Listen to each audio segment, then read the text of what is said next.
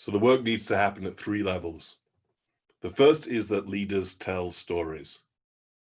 Now look, leaders have always told stories. It's only in the last 5 or so years in business that we've got hold of this storytelling thing like some new thing that's going to rescue us from PowerPoint. The fact of the matter is that all leaders have always been telling stories because that's how human beings communicate. You and I can barely get through our day without telling stories about what we're up to, why we're up to it, and what we hope will happen from what we're up to.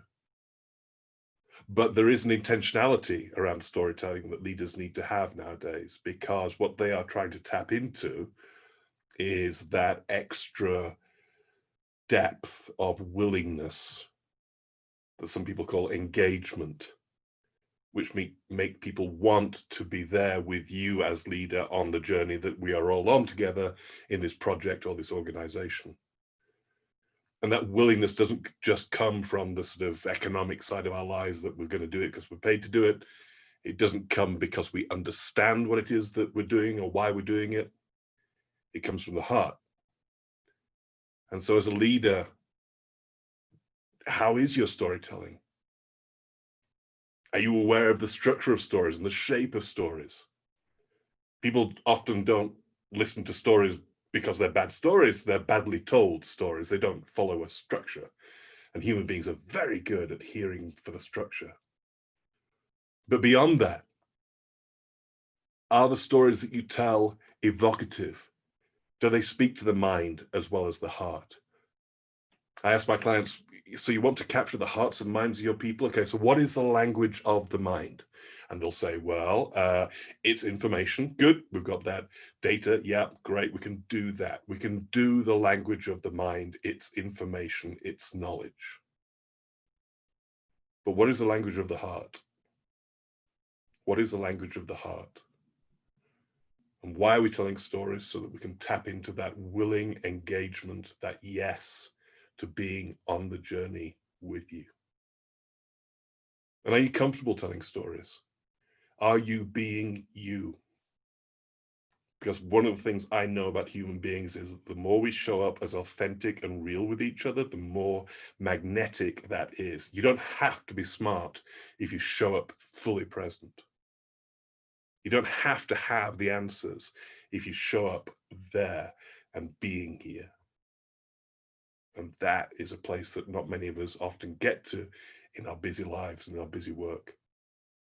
But presence is compelling. So that's number one, leaders tell stories. Number two, leaders are stories. Think about your calendar. You've got a meeting on Thursday afternoon at 3 p.m. with who?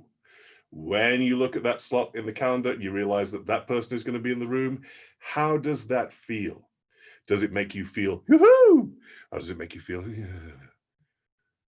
Does it make you look forward to that meeting when that person walks in the room for that meeting?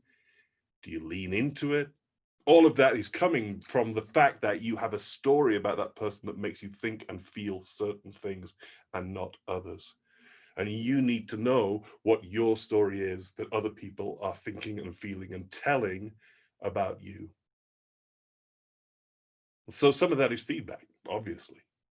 But also, do you know what your story is? You know what your LinkedIn profile looks like. You know what your resume or CV looks like.